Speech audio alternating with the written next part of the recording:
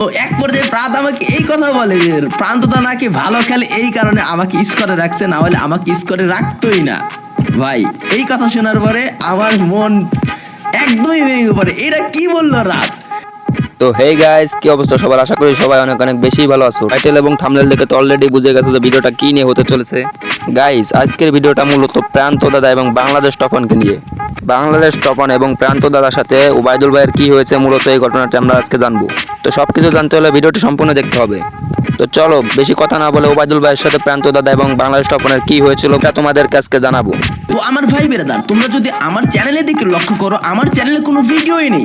আসলে ওবায়দুল ভাইয়ের আইডিতে কোনো ভিডিও নেই, এর পিছনে কারণটা কি? সব ভিডিও গায়েব, মানে প্রাইভেট করে দিয়েছি। তো আমার 2 থেকে 3 বছর আগের এই চ্যানেলে আমি কতটা মেহনত করছি একমাত্র আমিই জানি। আমার এই শখের চ্যানেলের প্রত্যেকটা কমিউনিটি পোস্ট আমি ডিলিট করে দিয়েছি। তো গাইস, তোমরা সকলে কিন্তু জানো একটা চ্যানেল দ্বারা করতে কতটা কষ্ট করা লাগে।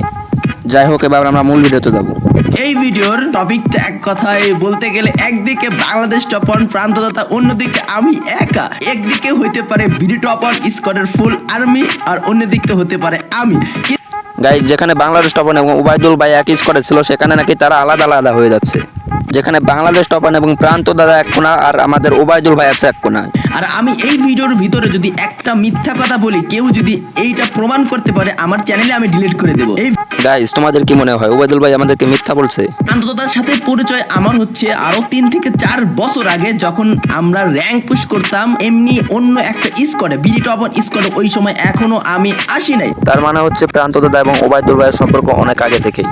তো ওইখান থেকে আমার পরিচয় প্রান্ত দাদার। যখন আমি রাতে গেম খেলতাম, তোমাদের প্রান্ত দাদাও রাতে গেম খেলতো। তো ওইখান থেকে পরিচয় হওয়ার পরে হুট করে এক সময় প্রান্ত দাদা আমার আইডি খেলার জন্য চলে আসে। তোমরা সকলেই কিন্তু জানো একটা আইডি রিজন উঠাতে গেলে একা খেলে কখনোই সম্ভব হয় না। আর এর জন্যই হয়তো প্রান্ত দাদা আমাদের ওবায়দুল ভাইয়ের আইডিতে খেলছিল। ওই সিজনে মেবি আমার আইডি ছিল রিজন টপ 4 বা 5 এ। তারপরের সিজনে আমি বাংলাদেশ টপন স্কোয়াডে চলে আসি। তো প্রান্ত দাদা প্রথম দিন খেলার পরে সে বাংলাদেশ টপন স্কোয়াড আর খেলবেই না। আমাকে সরাসরি বলতেছিল যে দরকার হয় আপনার আইডি আমি খেলবো না, তাও এই বাংলাদেশ টপন স্কোয়াডে আমি খেলবো না। তো তার মানে প্রান্ত দাদা বাংলাদেশ টপন আইডিতে প্রথমে খেলতে চাইতেছিল না। আমি অনেক বুঝাই, এমনকি বাংলাদেশ টপন নিজেও বুঝায়। বোঝানোর পরে সে বাংলাদেশ টপন স্কোয়াডে খেলতে থাকে। তো বাংলাদেশ টপন স্কোয়াডের সাথে পরিচয় করাই দিছে কে? আমি, ওবায়দুল ভাই। আর এখন নাকি সেই ওবায়দুল ভাইকে ভুলে গেছে। চলো আমরা আজে বাজে কথা না শুনে মূল ভিডিওতে যাই। প্রান্তদাতার জন্য এই 3 থেকে 4 বছর যাবত আমি সবকিছু করে আসছি। প্রান্তদাতার জন্য এত কিছু করার পরে প্রান্তদাতা নাকি আমার প্লেয়ার না, এই কথা হচ্ছে বাংলাদেশ টপনের। তো গাইজ, রাহাত ভাইয়ের এই কথাটা তোমরা কে কিভাবে নিবা সেটা আমি জানি না, তবে রাহাত ভাইয়ের এই কথাটি ওবায়দুল ভাইকে বলা ঠিক হয়নি। তার কারণ তারা তিনজনই কিন্তু একই স্কোয়াডের প্লেয়ার। বাংলাদেশ টপন স্কোয়াডে খেলছে আর বাংলাদেশ টপনের প্লেয়ার নাকি হয়ে গেল প্রান্তদাতা। এটা কোন যুক্তির কথা হলো ভাই?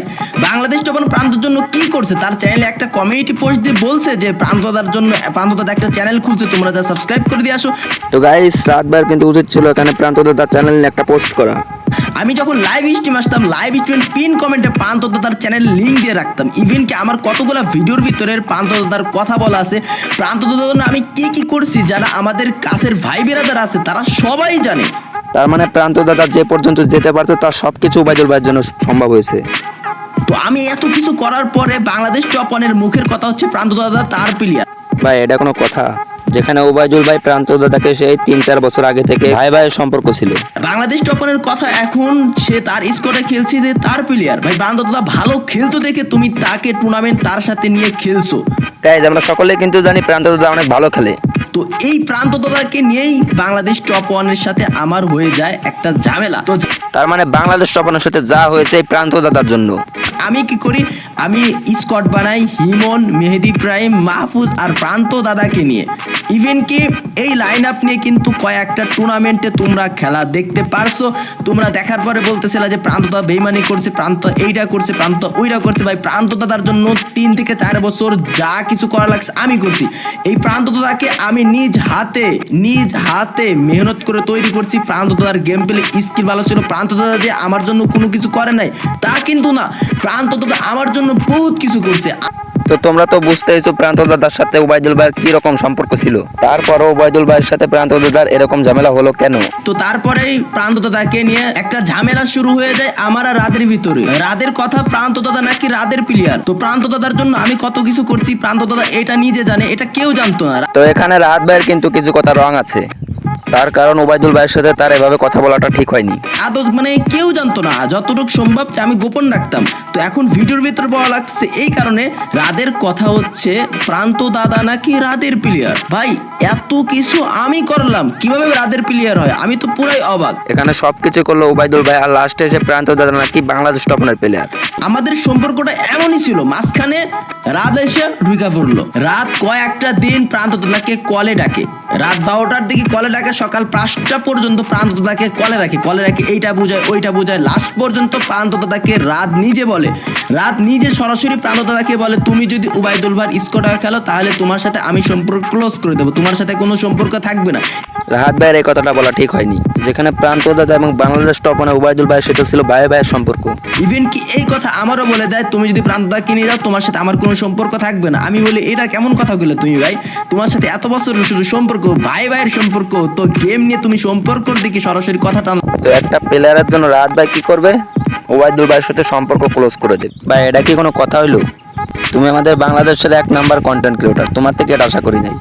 তো এক পর্যায়ে প্রান্ত আমাকে এই কথা বলে যে প্রান্তদা নাকি ভালো খেলে এই কারণে আমাকে স্কোরে রাখছে, না হলে আমাকে স্কোরে রাখতোই না।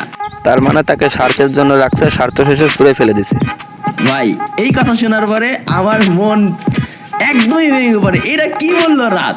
ভাই এটা শুনলে সবারই খারাপ লাগবে, যেখানে ওবায়দুল ভাইয়ের সাথে বাংলাদেশ টপারের কিন্তু গভীর সম্পর্ক ছিল।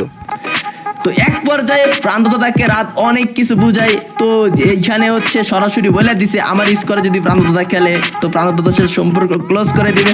এক পর্যায়ে কে বুঝাইছে প্রান্ত দাদাকে আমি নিজেও জানি না, তো প্রান্ত দাদাকে তার স্কোরে খেলার জন্য রাজি করে ফেলে। তার মানে প্রান্ত দাদাকে বাংলাদেশ টপান ওবায়দুল ভাই থেকে ছিনিয়ে নিল। ভাই এখন তোমরাই বলো এখানে দোষটা মূলত কার, রাহাত ভাইয়ের নাকি প্রান্ত দাদার? ভাই প্রান্ত দাদার জন্য আমি কত কিছু করছি বিশ্বাস করো। এই প্রান্ত দাদা আর হচ্ছে বাংলাদেশ টপনকে আমার আপন ভাইয়ের মতো ভাবতাম, আমার কলিজার ভিতরে আসে লাগে ভাই, আমি পুরো ভেঙে পড়ি। এরা কি করে আমার সাথে সম্পর্ক ক্লোজ করে দিয়ে তাদের মতো তারা স্কোর বানাচ্ছে, আমি এখন কিছুই না। এখানে কষ্ট লাগারই কথা, যেখানে 3-4 বছর ধরে ওবায়দুল ভাইয়ের সাথে প্রান্ত দাদার সম্পর্ক ছিল, এখন নাকি সেটা একটা ভুলের কারণে ভেঙে যাবে। ইভেনকে আমি এই কথা বলি যে তুমি আমাকে ছেড়ে চলে যাচ্ছ কার কাছে? রাদের কাছে, রাদের সাথেও আমি সম্পর্ক ক্লোজ করে দেব। তো প্রান্ত দাদা আমাকে কি বলে জবাবে জানো? যে আপনি যদি সম্পর্ক ক্লোজ করে দেন দিবেন, তাতে আমার কোনো কিছু যায় আসে না, সে রাদের ওইখানেই খেলবে। তার মানে তোমরা অলরেডি বুঝেই গেছো প্রান্ত দাদার ওবায়দুল ভাইয়ের সাথে কি বড় একটা মির্জাফরিটা করলো। প্রান্ত দাদা এখানে অনেক বড় একটা মির্জাফরি পরিচয় দিল। আমি যে স্কোয়াড বানাইছিলাম মেহেদি প্রাইম, মাহফুজ, প্রান্ত দাদা আর হিমনকে নিয়ে, শুধু হিমন ব্যতীত 3টা প্লেয়ারকেই রাত নিজে নিয়ে গেছে। ওদেরকে বললা নিয়ে গেছে, কি বলছে আমার সাথে নাকি কথা হয়েছে, একটু ঝামেলা হয়েছিল, প্রবলেম সব সমাধান হয়ে গেছে, তো তোমরা এসে আমার স্কোরে খেলো, কোনো প্রবলেম নাই। তার মানে রাহাত ভাই কত বড় মিথ্যা কথা বলে ওবায়দুল ভাইয়ের প্লেয়ার কয়টা নিয়ে গেল। এই কথা বলে 60 লাখ টাকার টুর্নামেন্ট খেলাতে নিয়ে গেছে। তো ভিডিওর শেষে একটাই কথা ভাই আমার, আমি কোনো স্বার্থপর বেমানের সাথে চলি না। সে যেই হোক, সে যত বড় যাই হোক, কোনো স্বার্থপর বেমানকে আমার কাছে জায়গা নেই, সে যেই হোক। তো হে গাইস, এই ছিল আজকের ভিডিওটা।